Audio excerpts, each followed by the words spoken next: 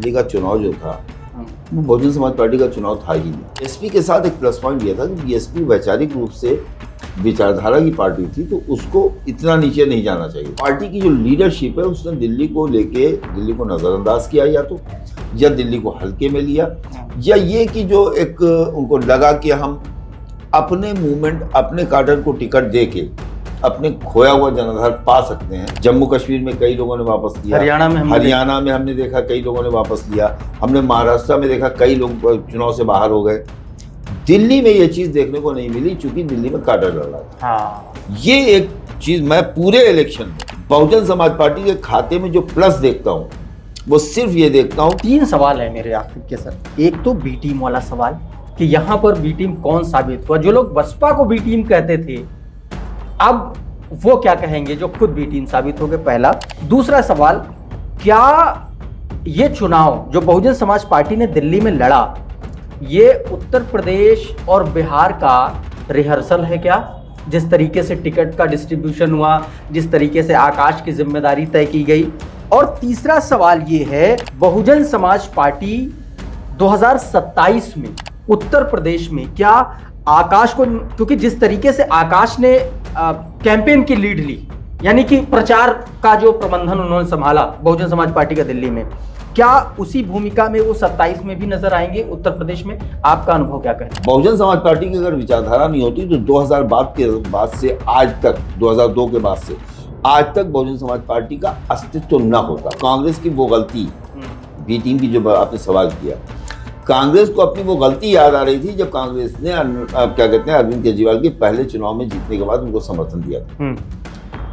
वो एक गलती कांग्रेस को इतनी भारी पड़ी कि उनके हाथ से गोवा गया, उनके हाथ से गुजरात गया, उनके हाथ से हरियाणा गया, उनके हाथ से पंजाब गया। रिजर्व सीटें जो है वहां वोट डिसाइड जो होता है वो नॉन रिजर्व लोग करते हैं। एग्जैक्टली।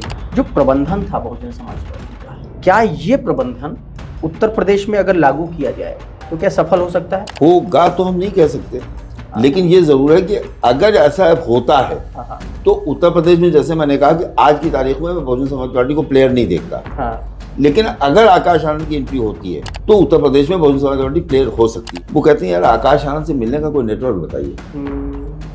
कांग्रेस के बड़े नेता, समाजवादी पार्टी के बड़े नेता, दूसरे जो छोटे दल हैं जैसे पल्लवी पटेल हैं, जैसे अनुप्रिया पटेल हैं, जैसे ओम प्रकाश राजभर हैं, जैसे संजय निषाद हैं, ये लोग, ऐसे लोग भी ये कहते हैं कि आकाश आनंद से मीटिंग कैसे हो सकती है, कोई नेटवर्क बताइए। सवर्णों का वो तबका जो भारतीय जनता पार्टी से नाराज जरूर है, लेकिन समाजवादी पार्टी के साथ नहीं जाना चाहता, क्योंकि समाजवादी पार्टी का गुंडाराज उसे याद आता है, ठीक है, उसे अपना अपमान याद आता है।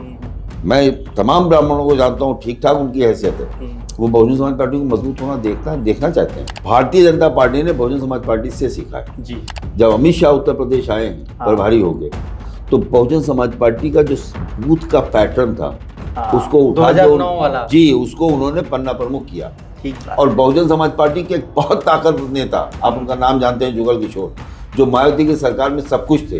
जुगल किशोर को भारतीय जनता पार्टी उन्होंने ज्वाइन कराई। जुगल किशोर वो सारा पैटर्न लेके गए, और वो भारतीय जनता पार्टी जो सवर्णों की पार्टी कही जाती थी, वो पिछड़ों दलितों की पार्टी अमित शाह के आने के बाद बनी। आज ये काशीराम ने हीरा ठाकुर जैसे नाव गोला के मंत्री बना दिया था, 2 बार एमएलसी बना दिया। नट था एक इस्लाम आजम खल का, उसको उन्होंने क्या कहते हैं लाल बत्ती दे दी।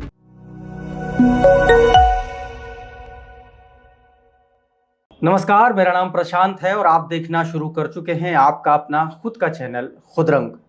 दिल्ली के विधानसभा चुनाव हो गए, आम आदमी पार्टी की सरकार 11 साल बाद गिर गई।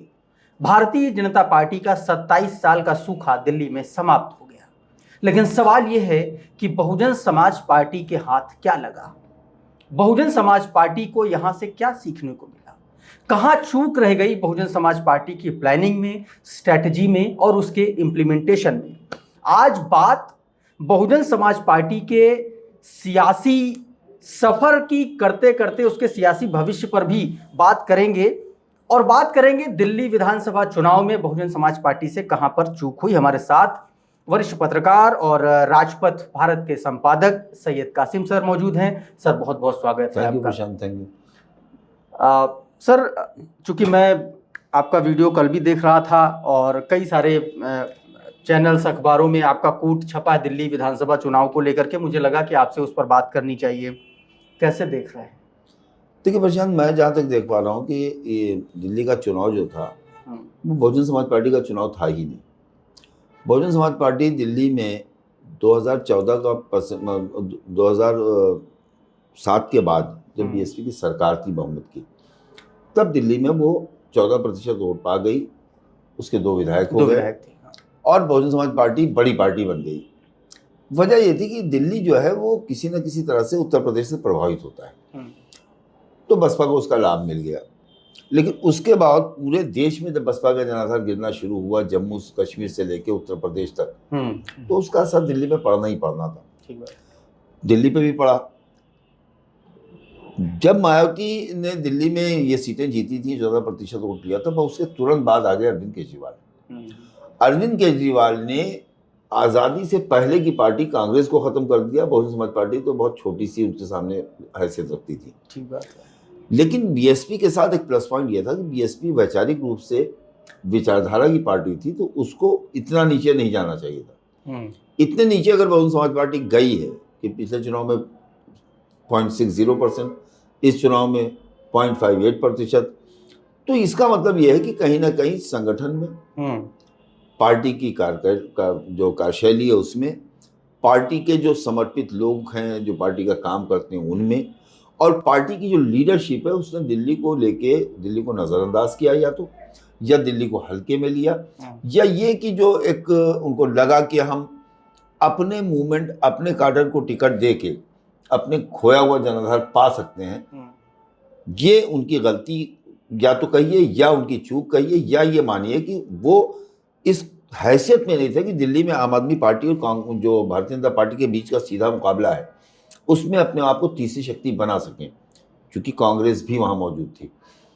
क्या ये बहुजन समाज पार्टी का वो मूव था जिसके जरिए ये साबित किया जा सके कि बसपा अपने हस्ताक्षर कर रही है कि हम भी दिल्ली में हैं? क्या सिर्फ इतना भर था? मुझे लगता है पूरे देश के जितने भी चुनाव भी हो रहे हैं, महाराष्ट्र का चुनाव हुआ जी, वहाँ भी हमने देखा, राजस्थान में हुआ वहाँ भी हमने देखा, हरियाणा हुआ वहाँ भी हमने देखा, बहुजन समाज पार्टी हस्ताक्षर करती हुई दिखाई दे रही। जैसा कि आपने कहा, एक चीज़ इसमें प्लस थी जिसमें किसी मीडिया वाले की नज़र नहीं गई।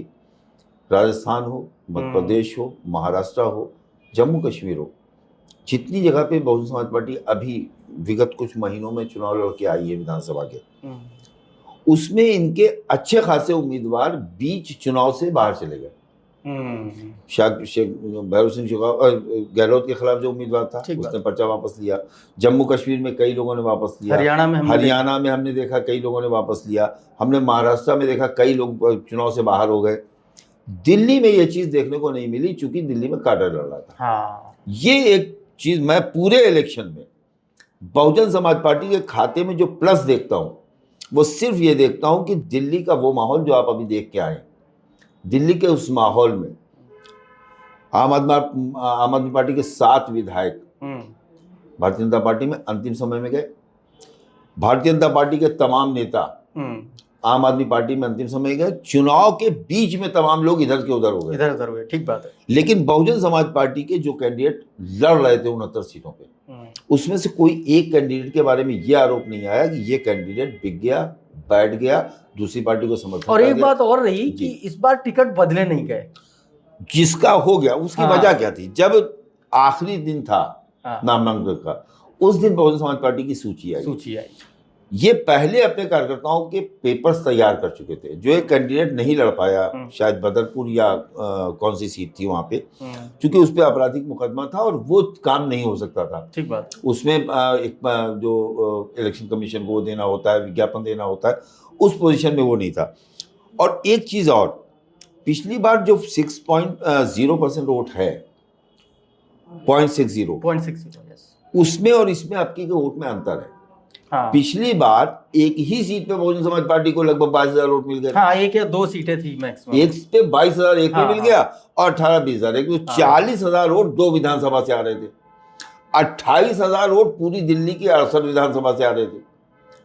तो उस बार का अगर आप देखें, ये 2 कैंडिडेट को मिले वाले वोट अगर आप निकालते हैं, तो उस हिसाब से बहुजन समाज पार्टी को दुगना वोट मिला।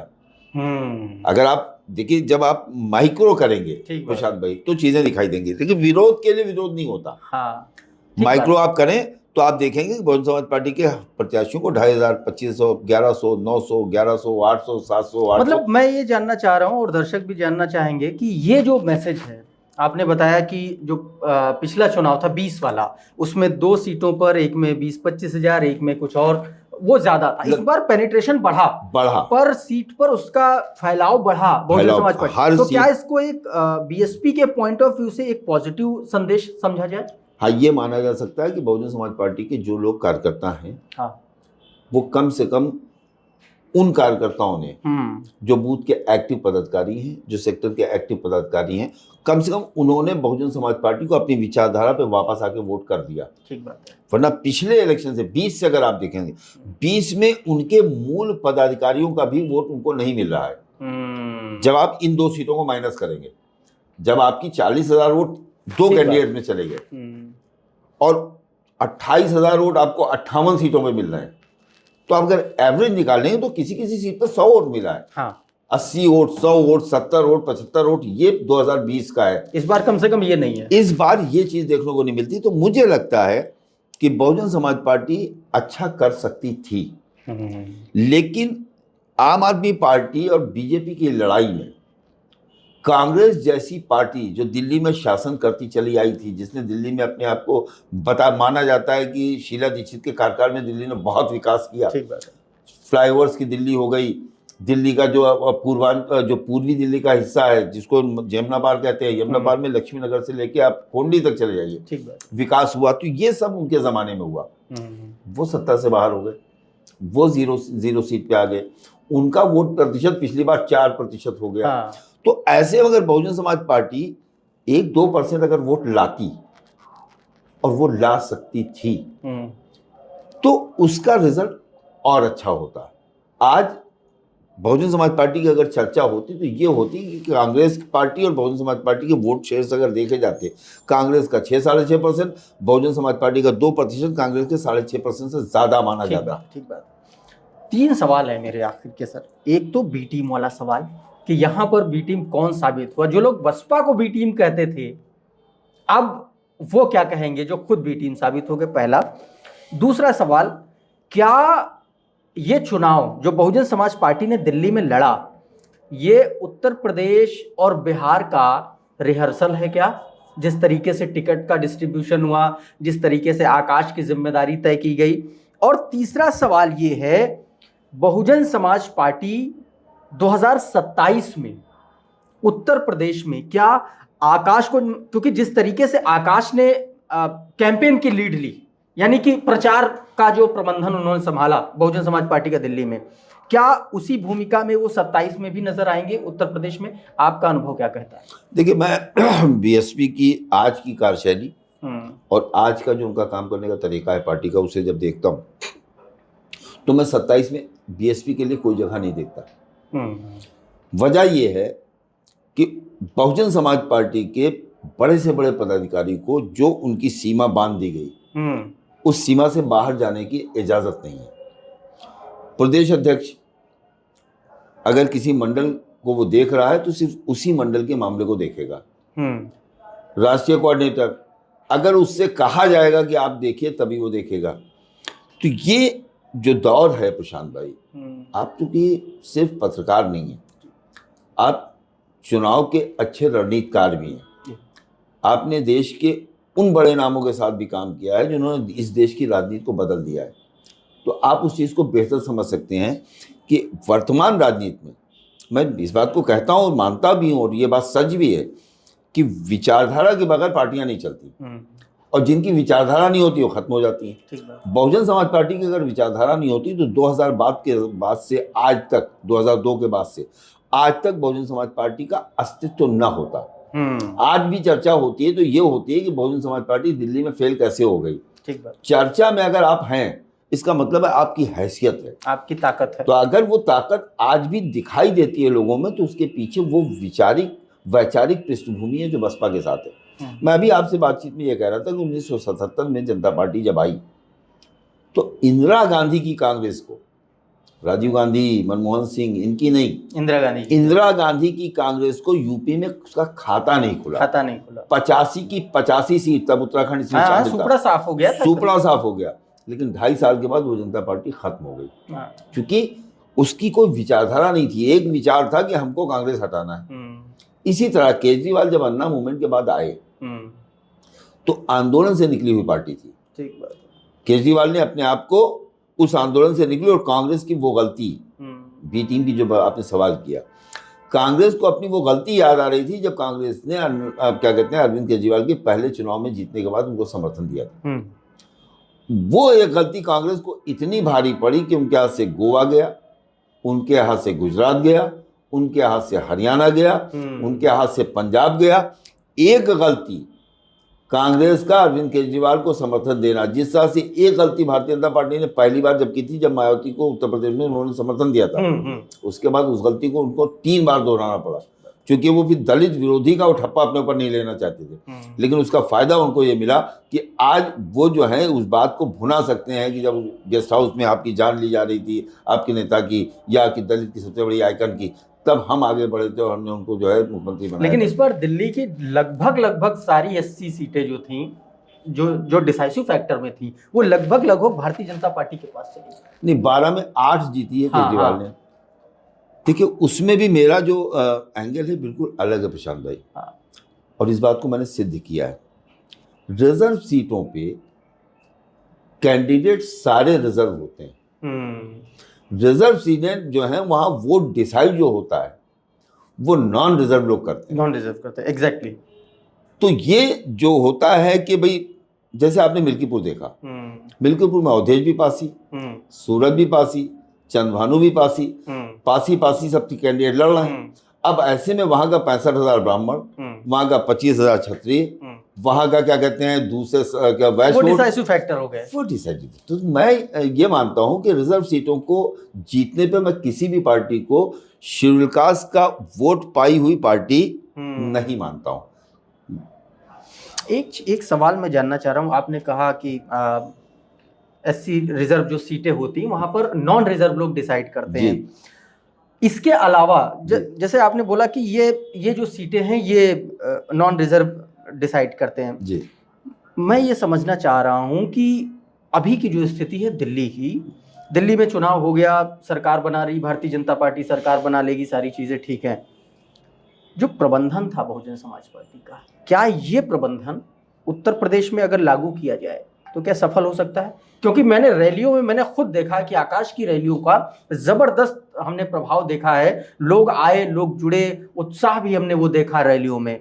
क्या ये जो वर्कशॉप थी दिल्ली की, इसका इम्प्लीमेंटेशन उत्तर प्रदेश में होगा क्या? मेरा जो दूसरा सवाल था। होगा तो हम नहीं कह सकते, लेकिन ये जरूर है कि अगर ऐसा होता है तो उत्तर प्रदेश में, जैसे मैंने कहा कि आज की तारीख में मैं बहुजन समाज पार्टी को प्लेयर नहीं देखता, लेकिन अगर आकाश आनंद की एंट्री होती है तो उत्तर प्रदेश में बहुजन समाज पार्टी प्लेयर हो सकती है। वजह सुनिए, एक चीज और मैं बता दूं आपको, बहुजन समाज पार्टी के साथ सबसे बड़ी दिक्कत क्या पैदा हुई है कि उनके पास क्रेडिबिलिटी का टोटा हो गया। ठीक बात है। लीडर जो है उस पर भरोसा नहीं रहा पॉलिटिकल लोगों को। जैसे प्रशांत जी बहुजन समाज पार्टी में जाना चाहते हैं, प्रशांत जी का जनाधार है, प्रशांत जी की एक हैसियत है, प्रशांत जी कई बार विधायक रहे हैं, सांसद रहे हैं, मंत्री रहे हैं, अपने समाज के प्रशांत जी नेता हैं। वो बहुजन समाज पार्टी, उनकी चॉइस है कि हम बहुजन समाज पार्टी में जाएं और हम बिल्हौर से इलेक्शन लड़ें। ठीक बात। पार्टी में जाने के बाद इस बात की गारंटी नहीं है कि प्रशांत जी बिल्हौर से चुनाव लड़ पाएंगे, नहीं लड़ पाएंगे। पार्टी में जाने के बाद इस बात की गारंटी नहीं है कि प्रशांत जी रहेंगे कि निकाल दिए जाएंगे। तो किसी भी पॉलिटिकल पार्टी के साथ भारतीय जनता पार्टी की तरक्की का मैं आपको राज बता दूं, अमित शाह और मोदी के आने के बाद भारतीय जनता पार्टी ने कांग्रेस को खाली कर दिया। कांग्रेस के जितने बड़े नेता थे, जगदम्बिका पाल से लेके, सिंधिया से लेके और क्या कहते हैं जितिन प्रसाद से लेके, जितने बड़े नेता कांग्रेस के थे सब भारतीय जनता पार्टी समेट लिया। ठीक बात है। और सबको जो कमिटमेंट किया उसको पूरा किया। तो भारतीय जनता पार्टी में फिर भीड़ लग गई, हर आदमी फिर वो जाने लगा, जो जितना कमिटमेंट उन्होंने किया उतना ऑनर किया। उत्तर प्रदेश में राजभर ने उनका साथ छोड़ा, योगी से उनकी नहीं पटी। दिल्ली में उनकी मीटिंग हुई, अमित शाह ने कहा हम तुमको देंगे, अमित शाह ने उनको कैबिनेट दी, उनको अपने साथ किया, जबकि वो इलेक्शन हरा के आए थे। हरा के आए थे, घोसी का संजय चुनाव। संजय निषाद लोकसभा हरा के आया था, उनका बेटा गोरखपुर का, उनको कमिटमेंट किया, उसका ऑनर किया। तो जो क्रेडिबिलिटी है जबान की, अगर वो मैंने कई नेताओं से बात मेरी होती है, वो कहते हैं यार आकाश आनंद से मिलने का कोई नेटवर्क बताइए। कांग्रेस के बड़े नेता, समाजवादी पार्टी के बड़े नेता, दूसरे जो छोटे दल हैं, जैसे पल्लवी पटेल हैं, जैसे अनुप्रिया पटेल हैं, जैसे ओम प्रकाश राजभर हैं, जैसे संजय निषाद हैं, ये लोग, ऐसे लोग भी ये कहते हैं कि आकाश आनंद से मीटिंग कैसे हो सकती है, कोई नेटवर्क बताइए। लेकिन चूंकि आकाश आनंद की एक सीमा है, वो किसी से मिल भी नहीं सकते जब तक मायावती की इजाजत न हो। इसी तरह प्रदेश अध्यक्ष पे आदमी भरोसा इसलिए नहीं कर सकता कि प्रदेश अध्यक्ष खुद डिसीजन नहीं ले सकता, उसे अल्टीमेटली मायावती के पास उसे लेके जाना है।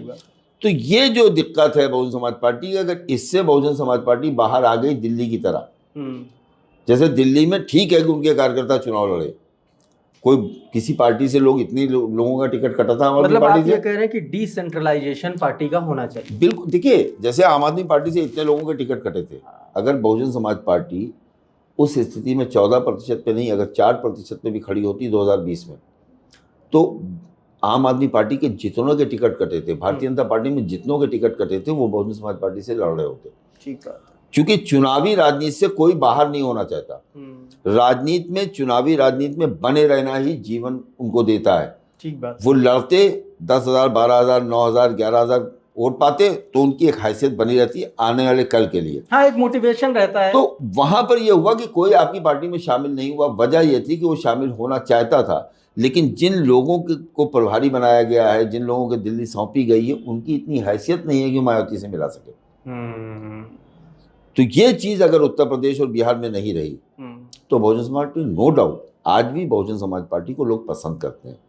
सवर्णों का वो तबका जो भारतीय जनता पार्टी से नाराज जरूर है, लेकिन समाजवादी पार्टी के साथ नहीं जाना चाहता, क्योंकि समाजवादी पार्टी का गुंडाराज उसे याद आता है। ठीक है, उसे अपना अपमान याद आता है।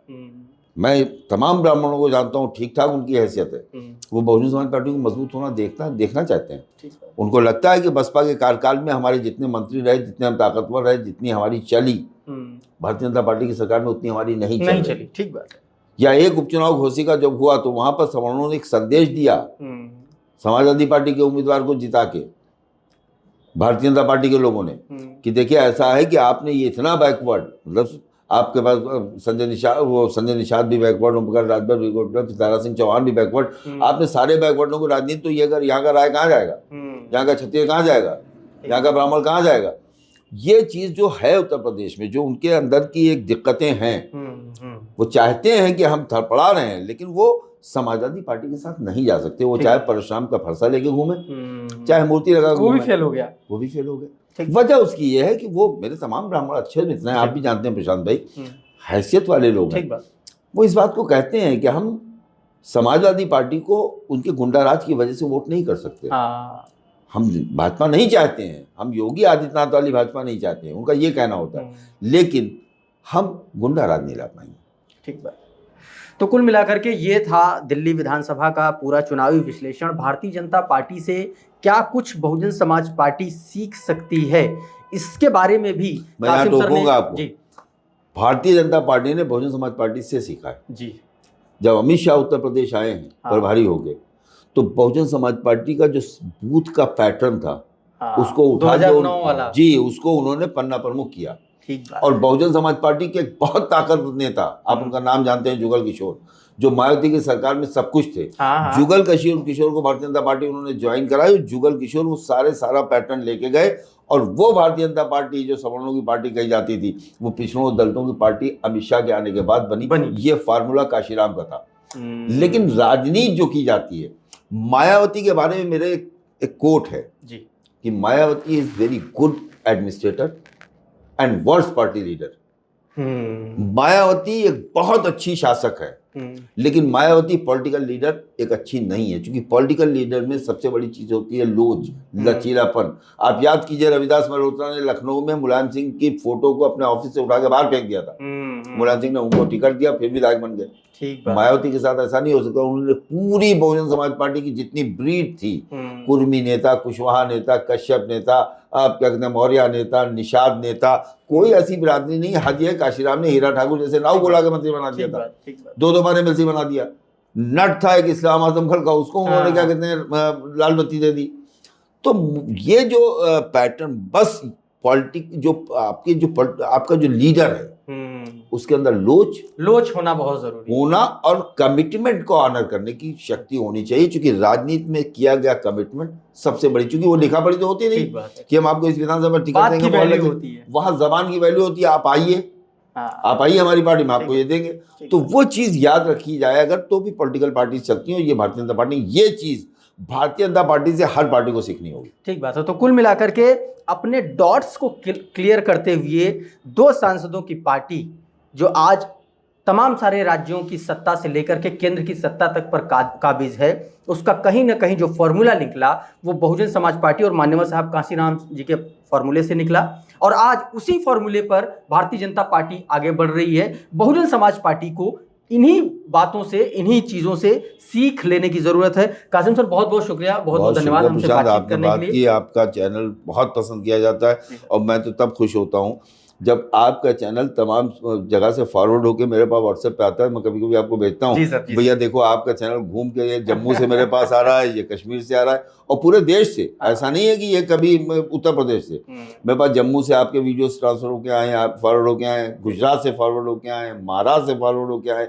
और प्रशांत शुक्ला, चूंकि देखिए बहुजन राजनीति की समझ और परख प्रशांत जी सब में नहीं जी। बहुजन राजनीति को समझना ही एक बड़ी मुश्किल काम है। बहुजन समाज पार्टी को आम पॉलिटिकल पार्टी की तरह नहीं देखा जा सकता, और आपका चश्मा बिल्कुल क्लियर है। आप उस चीज को उसी तरह से देखते हैं जैसे उसे देखा जाना चाहिए, इसलिए आपको देखा जाता है और आपको सराहा जाता है। बहुत बहुत शुक्रिया सर, और आप सभी दर्शकों का भी बहुत बहुत शुक्रिया, बहुत बहुत धन्यवाद। आप जुड़े रहिए आपके अपने खुद के चैनल खुद रंग के साथ। नमस्कार।